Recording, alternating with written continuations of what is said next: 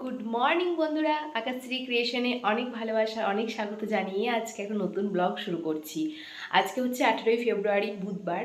আশা করি তোমরা সকলেই খুব ভালো আছো, আমিও বিন্দাস আছি। তো অনেক দিন পর এভাবে হ্যালো গাইজ গুড মর্নিং বলে ভিডিও শুরু করলাম, বেশ ভালো লাগছে। এখন ব্লগের প্রচণ্ড আর কি গ্যাপ পড়ে যাচ্ছে, নিজস্ব কাজ বলতে পারো, আর তাছাড়াও আর কি পুরনো ব্লগ জমে থাকার কারণে এখনও পর্যন্ত দু একটা রান্নার ভিডিও, আমি তার রান্নার চ্যানেল খুলেছি শ্রীলেখা রান্নাঘর। তো সেখানে মাঝে মধ্যে ভিডিও আপলোড করি, তার জন্য মাঝে মধ্যে আমি শুধুমাত্র রান্নাটা শেয়ার করে সেখানে আর কি পোস্ট করি। তো সে কারণে ব্লগটা আর কি একটু কম হচ্ছে। যাই হোক, তো আজকে সকাল থেকে একটা সুন্দর ব্লগ শুরু করলাম। এখন বাজে সকাল 9টা 18। আর সকালবেলা ঘুম থেকে ওঠার পর ফ্রেশ হয়ে চা খাওয়া হয়ে গেছে। আর এখন রান্নাবান্না করব, সবজি কাটছিলাম।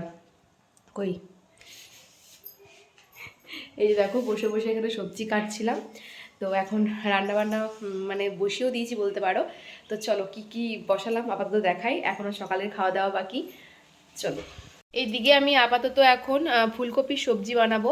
সেজন্য ফুলকপিটাকে একটু লবণ দিয়ে গরম জলে একটু আর কি 2-3 মিনিট বয়েল করে নেব, তার জন্য বসিয়েছি। আর এখানে ডাল বসিয়ে দিয়েছি, এখন এই দুটোই বসালাম। ফুলকপি দিয়ে পনির দিয়ে আজকে রান্না হবে। চলো পনিরটা ডিপ ফ্রিজ থেকে বার করি।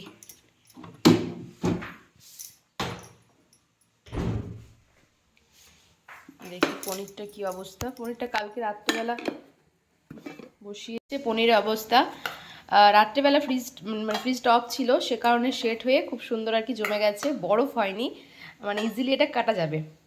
তো চলো রান্না কিছুটা এগিয়ে নিই, তারপর দেখা হচ্ছে। রান্নাবান্না কিছুটা এগিয়ে নিই বলে ভিডিওটা অফ করেছিলাম, আর এখন আমি অনেকক্ষণ পর ফিরে এলাম। আমার রান্নাবান্না প্রায় ধরতে গেলে কমপ্লিটই হয়ে গেছে। দেখো ফুলকপি পনির সবজিটা বেশ সুন্দর করে বানিয়ে নিয়েছি, আর শুধুমাত্র ডালে ফোড়ন দিতে ছিল। তো এখন তো সবই কমপ্লিট। দেখো আজকে রান্না করেছিলাম বেগুন ভাজা আর ফুলকপি পনির সবজি, তার সাথে করেছিলাম ভেজ ডাল, গাজর দিয়ে বিনস দিয়ে মটরশুঁটি ফুলকপি সমস্ত কিছু দিয়ে একটা ভেজ ডাল করেছিলাম, একটু আলু ভাতে মাখা করেছিলাম। আর কালকে রাতের একটু সবজি থেকে গেছে, পেঁপে সয়াবিন আলু এসব দিয়ে সবজি করেছিলাম, তো সেটাও আর কি খাওয়া হবে দুপুরবেলা। আর এই যেখানে আছে আর কি গরম ভাত। আর রান্নাবান্না করার পর আমি ঢেকে রেখেছি, আর সমস্ত কিছু গ্যাস ট্যাস বাসনকোসন সমস্ত কিছু পরিষ্কার পরিচ্ছন্ন হয়ে গেছে। এখন খাওয়া দাওয়া করতেও বেশ কিছুক্ষণ লেট আছে। তো এখন দেখো এই যে 1 বাটি আমার দুধের সর জমেছে, তো এটা থেকে এখন ঘি তৈরি করব, তো সেই জন্য এখন এই কাজটাই করব। আর পুরোপুরি শেয়ার করলাম না। এখন দেখো খাবার টাইম, এখন আমরা খেতে বসবো। বাবা তো এখন আসেনি, আমি আর আকাশ খেয়ে নেবো। প্রথমে আর কি আকাশের খাবারটাই বেড়ে দিলাম। A few moments later. আর এখন হচ্ছে সন্ধ্যাবেলা, আমি আবার ভিডিওটাকে কন্টিনিউ করছি। অনেকক্ষণ পর কিন্তু আমি ব্লগ করছি। সেই দুপুরবেলা খাবার বেড়েছিলাম, তারপরে ভিডিও করিনি। তো আজকে রাত্রেবেলা রান্না করব মাশরুম। তো দেখো মাশরুমটা এখন ফ্রিজ থেকে বার করে নিলাম। আর আমি কিন্তু আজকে প্রথমবার মাশরুম রান্না করব। হ্যাঁ, আমি ইউটিউবে দেখেছি কিভাবে রান্না করে, সেভাবেই করব অবশ্যই। আর আমি আজকে কিন্তু কোনো কুকিং শেয়ার করব না, পুরো রেসিপিটা, যেটা আমার কুকিং চ্যানেল আছে, নতুন একটা কুকিং চ্যানেল আমি খুলেছি, রান্নার চ্যানেল, তোমাদের বলেছিলাম, সেখানে আজকে আমি শেয়ার করব না। কারণ কি, যেহেতু রান্নাটা আমি প্রথমবার করছি, কেমন হবে না হবে সেটা টেস্ট করার পরে তারপরেই শেয়ার করা ভালো। তো আমি আজ প্রথমবার করলাম, নেক্সট টাইম আবার যেদিন আমি মাশরুম রান্না করব সেদিন অবশ্যই আমি শেয়ার করব। আর সত্যি কথা বলতে প্রথমবার রান্না করেছিলাম, এত সুন্দর খেতে হয়েছিল আমি ভাবতে পারিনি যে প্রথমবার। আর তারপরে আমি ইউটিউব দেখে রান্নাটা করেছিলাম ঠিকই, কিন্তু ইউটিউবে না ওই মাশরুমটাকে ম্যারিনেট করে ডাইরেক্ট রান্নার মধ্যে দিয়ে দিচ্ছে, মাশরুমটাকে ভাজছিল না। তো সেটা আমার একেবারেই ভালো লাগেনি। আমি কিন্তু আমার নিজের মতো করে একটু বাটার দিয়ে ভেজে নিয়েছিলাম। দেখো একটু একটু করে শেয়ার করব সবই। দেখো ভালো করে 3 বা 4 বার আলতো হাতে ভালো করে পরিষ্কার করে নিয়েছি মাশরুমটাকে। আর তারপর আমি আর টিস্যু পেপারের ওপরে রেখেছিলাম, আর টিস্যু পেপার দিয়ে কিন্তু জলটাকেও এক্সট্রা জলটাকে নিয়ে নিয়েছিলাম, অ্যাবজর্ব করে নিয়েছিল। কারণ কি, জল জল থাকলে পরে এমনিতেই মাশরুমের ভেতরে অনেকটা জল থাকে, আর আবার যদি আরও বেশি জল শুদ্ধ রাখা হয় তাহলে কিন্তু সেটা রান্না করতে প্রবলেম হবে। তো টিস্যু পেপার তোমাদের কাছে না থাকলে তোমরা ফ্যানের তলাতেও রেখে দিতে পারো। আমার কাছে যেহেতু টাইম কম ছিল, তো সেই কারণে টিস্যু পেপার দিয়ে আমি মুছে নিয়েছিলাম। দেখো যেরকম সাইজের, যেগুলো বড় সেগুলো 4 টুকরো করছিলাম, আর যেগুলো ছোট সেগুলো 2 টুকরো করছিলাম। তো এভাবে আর কি আমি সমস্ত মাশরুমটা কেটে নিয়েছিলাম। আর আমাদের একটা প্যাকেট মাশরুম আনা হয়েছিল। আর আকাশ কিন্তু বলেছিল ২ টো আনবো। আমি বললাম ১ম বার যেহেতু রান্না করব, কেমন হবে কি হবে আমি ঠিক জানি না। আজকে একটা দিয়েই টেস্ট করা যাক, পরে ২ টো আনা যাবে। আর এখন আমি ময়দা মাখছিলাম। তো আকাশ কিন্তু যখন আমি মাশরুম কাটছিলাম তখনও বাড়িতে ছিল। তারপর এখন গিয়েছে ছর্দিদের বাড়ির ওখানে মেলা হচ্ছে, ফাংশন হচ্ছে, দেখতে গিয়েছে ও। তো আমি এখন রান্না করলাম, মানে রান্না করছিলাম, আমি তো যাইনি। তো আমি ভাবলাম ওকে একটু সারপ্রাইজ দেওয়ার জন্য আজকে একটু নান বানিয়ে দিই। তো ও তো জানে যে মাশরুম রান্না করবে, তার সাথে প্লেন রুটি বানাবে, এটাও জানে। কিন্তু আমি ভাবলাম একটু আর কি নান বানিয়ে ওকে চমকে দেবো। যাই হোক, তো আটাটা মেখে রেখে দিলাম ময়দাটা। এখন দেখো মাশরুমটা ম্যারিনেট করছি। লবণ, হলুদ, জিরে গুঁড়ো, তার সাথে একটু লঙ্কার গুঁড়ো, এটা দিয়েই কিন্তু আমি ম্যারিনেট করেছিলাম। আর কিছুক্ষণ রাখার পর এই যে দেখো, আমি এখন ফ্রাইং প্যান বসিয়ে কিন্তু একটু সাদা তেল দিয়েছিলাম। আর এখন এর মধ্যে দিয়ে দিলাম একটু বাটার। তো যেটা বললাম স্টেপটাই, বাটার দিয়ে আমি একটু ভাজবো। যেটা আর কি আমি অনেকগুলো কুকিং ভিডিও দেখলাম মাশরুমের, মাশরুমটা কিন্তু ভাজছে না। কিন্তু আমি একটু ভেজেছিলাম। দেখো এই যে ম্যারিনেট করা মাশরুমটা দিয়ে দিলাম। আর এই বাটারটা দেওয়ার কারণে এত সুন্দর একটা স্মেল বেরোচ্ছিল, বেশ সুন্দর কিন্তু খেতেও লাগছিল। দেখো বাটার, মানে আমি মাশরুমগুলো দিয়েছি বাটারের ওপরে, কিছুক্ষণ পরে কতটা জল বেরিয়ে গেছে। বললাম না মাশরুমের ভেতরে অনেকটা জল থাকে, সেটা আর কি বেরিয়ে গেছে। তো আমি কিন্তু এটাকে শুকিয়ে নিয়েছিলাম, জলটাকে একেবারেই রাখিনি। তো এটা ভাজার পর আর কি মেন রান্নাটা করব। তো দেখো এদিকে আমার এখন ভাজা হয়ে গেছে আর আমি সমস্ত সবজি কেটে নিয়েছি। আম, আদা, টমেটো, কাজু বাদাম এগুলো আমি পেস্ট করব।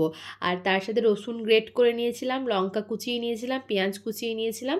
এগুলো কিন্তু আমি কুচিয়ে ব্যবহার করব, শুধুমাত্র আদা, টমেটো আর কাজু বাদামটা পেস্ট করে নিয়েছিলাম। তো এখন দেখো রান্না এখন পুরো কষাচ্ছি, মানে যেভাবে আর কি রান্না করে আজকে আর পুরোটা শেয়ার করতে পারিনি। একটা ফোন এসে গিয়েছিল, বললাম তো যে আকাশ গিয়েছিল আমার সর্দির বাড়ি, তো সেখানে সর্দির ছেলে মানে নীলাভ, ও ভিডিও কল করেছিল, ওর সাথে গল্প করতে করতে টাইমটা চলে গেছে। তো এই যে দেখো এখন মাশরুমটা কষিয়ে আমি একটু গরম জলও দিয়ে দিলাম। আর এটা যেমনভাবে আর কি যে কোনো রান্না করে, পেঁয়াজটা আর কি ভালো করে ভেজে, রসুন ভেজে, মশলা দিয়ে আর কি করেছিলাম। যাই হোক, মাশরুমটা রান্না করে আমি ঢেকে রেখে দিয়েছি। আর এখন এই যে নানটা বানাবো, এখন ওই 8:30 থেকে 9:45 মতো বাজে, একটু পরেই আকাশ আসবে, ফোন করেছিলাম ওকে। তো ততক্ষণে ভাবলাম আমি নানটা বানিয়ে নিই। তো ও তো মানে খুশি হয়েছিল ঠিকই, কিন্তু ও এই নান বানালে বা লুচি বানালে ও আমাকে হেল্প করে। ও বলছিল, এসে পরে বলছিল যে কী জন্য এসব করতে গিয়েছো, বা প্লেন রুটি বানালেই পারতে, এতে আর কি তোমার খাটনি বেশি হবে। হ্যাঁ, খাটনি একটু হয়েছিল ঠিকই, কিন্তু মাঝে মধ্যে তো এভাবে রান্না বান্না করে সারপ্রাইজ দিতে ভালোই লাগে। আর রান্নাটা করতে যেহেতু ভালোবাসি, তাই নতুন নতুন রান্না করলে আমার এমনিই খুব ভালো লাগে। তো এখানে দেখো আমি যে ময়দাটা মেখেছিলাম, আমার 9টা নান হয়েছিল। আর নানটা কিন্তু মানে বেশ সফটও হয়েছিল। তো এখন এই যে কড়াইতে তেল নিয়ে একেবারে বসে পড়েছি। তো একটা একটা করে বেলে, আর মানে নানটা তো আমি আরেকবার শেয়ার করেছিলাম কুকিং চ্যানেলে, কতটা পরিমাণে কি দিয়েছি কি না আমি সেভাবেই বানিয়েছি। আর নান তো একটু মোটা টাইপের বানালেই হয়। এই যে দেখো আমার বেলা হয়ে গেছে একটা। তো এখন আমি কড়াই বসিয়ে দিয়েছি তেল গরম করতে। আর এখন একটু ছোট্ট মতো দিয়ে দেখে নিলাম যে তেলটা এসেছে কিনা। দেখলাম হ্যাঁ, ভালো মতো চলে এসেছে। আর এখন আমি এই যে নানগুলো ভেজে নেব একটার পর একটা। তো চলো দেখতে থাকো, সঙ্গে থাকো, একটু মিউজিকের সাথে অনেকক্ষণ ধরে গল্প করলাম।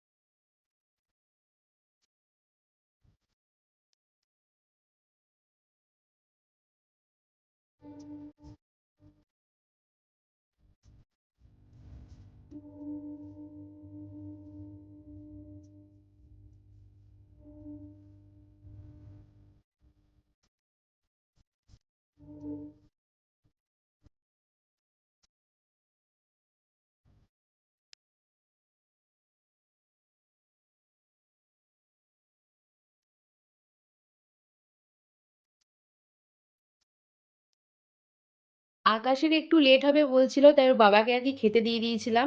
বাবার খাওয়া হয়ে গেছে, আর এখন আমি আর আকাশ দুজনে খাওয়া দাওয়া করব। তো এই যে ওকে এখন দিয়ে দিলাম নান, আর তার সাথে দেখো ফাইনাল মাশরুমের মানে কি বলবো, মাশরুমের ফাইনাল লুক মানে দারুণ সুন্দর খেতে হয়েছিল। তবে আজকে একটু কম কম লাগছিল যেহেতু 1 প্যাকেট মাশরুম ছিল, বাট ঠিকঠাকই হয়ে গিয়েছিল। এই যে দেখো এখন আকাশকে দিলাম, ও কিন্তু জানতো না, ও দেখে ও রিয়াকশন, বাবা নান করেছো, মানে মনে মনে খুশি হয়েছিল, কিন্তু তারপর বলছিল কী জন্য করেছো, চলো খাওয়া দাওয়া করে নিই তারপর দেখা হচ্ছে। চলে যাও, গানটা শেষ হয় নাই, শেষ করে শুনে এসো গা, খাওয়ার টাইমে খেয়ে নিয়েছো, ভালো করেছো। মাঠে মাঠে জায়গা হবে না। তো এখন আমাদের খাওয়া দাওয়া হয়ে গেছে, কটা বাজে গো? 10টা 42 বাজে, অনেকক্ষণ আগে খাওয়া হয়েছে, তাও 10টা 15 দিক করে খাওয়া হয়ে গেছে। আকাশ এলো তারপর খাওয়া দাওয়া হলো, ওর বাবাকে আগেই খাইয়ে দিয়েছিলাম। আর ও ফাংশন দেখতে গিয়েছিল ছর্দিদের ওখানে, ছর্দি এখানে ফোন করে আর কি রাগ করছে যে এখানে খেলো না। আর এদিকে আমি রান্না বান্না করেছি, এবার এগুলো কালকে বৃহস্পতিবার কি খাবে বলো, এগুলো তো খেতে হবে। ওই যে বড়দাকে ফোন করছে এখন, মানে বড়দা, জিজু, আকাশ সবাই মিলে আর কি ওখানে মানে প্রোগ্রাম দেখছিল, ফাংশন হচ্ছিল। কালকে সারেগামাপার একজন এসেছিল, আর আজকে বোধহয় এরকম নর্মাল গান টান হচ্ছে। যাই হোক, আমি ব্লগটা শেষ করব করে ফোনটা মানে ক্যামেরাটা অন করলাম, আর এদিকে ও ফোন লাগিয়ে দিল। ওইটাই তো বলছি, আমার পক্ষে তো তুমি কমসে কম মেকআপ দিলে তা ভালো হলো, নালে দিদি আরো খারাপ হয়ে যাবে। সর্দি রেগে গিয়েছে, ও না খাওয়া দাওয়া করে চলে এসছে বলে রেগে গিয়েছে। প্রোগ্রাম শেষ হলো